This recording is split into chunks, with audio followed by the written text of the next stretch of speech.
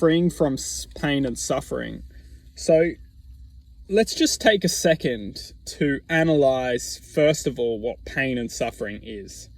So we must go literally into the layer of the onion, because in the onion, we have the core, and then outside of the core, we have layers of the onion. Now, effectively, pain and suffering is layered. So there's something at the core, and the core could be a circumstance, an event, a situation, an experience of which has inflicted a sense of imbalance to what we thought was true. So what we thought was true maybe was innocence, what we thought was true was happiness, was pure, was love, was meant to be. It can be anything. And when we feel that this innocence or this truth was taken away from us, it's almost like the core of the onion, which was once green, blue, purple, has turned fiery red. And the layers of our onion are the essence of our present moment. The layers of the onion are the existence of our self manifesting and creating and evolving. These layers are literally infinite. So we must understand our lives as literally an onion. Inside of ourselves, what color is our existence in this moment? Is it glowing blue, green, purple? Is it glowing positivity, love, happiness? If it is, then we know that we're effectively in a presence of acceptance. We're accepting our reality, and we're learning to exist within higher vibrating forces, which are generally positivity, love, and happiness, joy, and devotion and acknowledgement to these vibrations.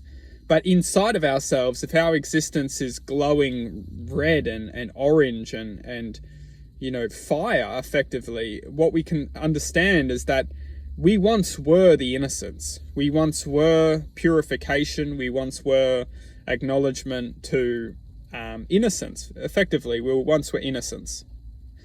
Inside of ourselves, that innocence was effectively ignited or taken away. So the innocence which once we had was then effectively taken away or replaced with this fire.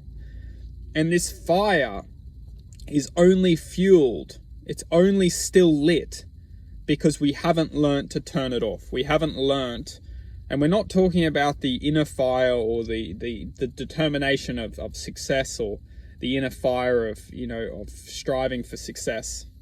We're talking about the inner fire of the narcissistic forces of one's potential.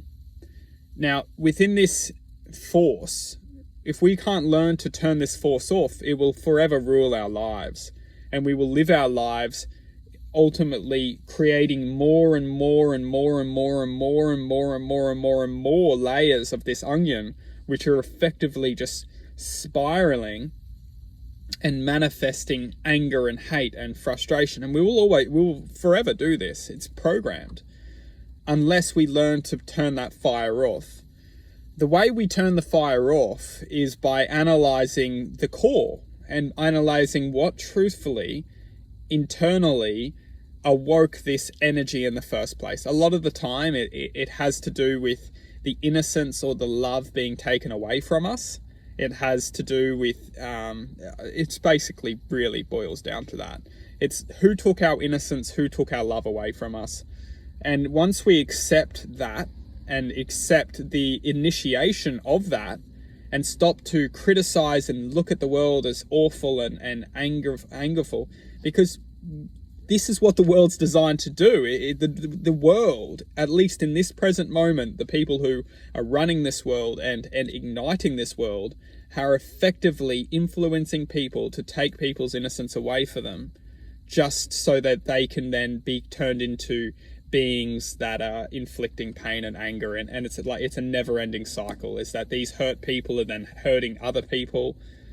And that's why, as long as we can source the seed and learn to accept that seed, we can come back to our divine law, our divine nature, which is acceptance. As long as we accept, we can always regain our love. We can always nurture our self. We can always manifest back to our true self.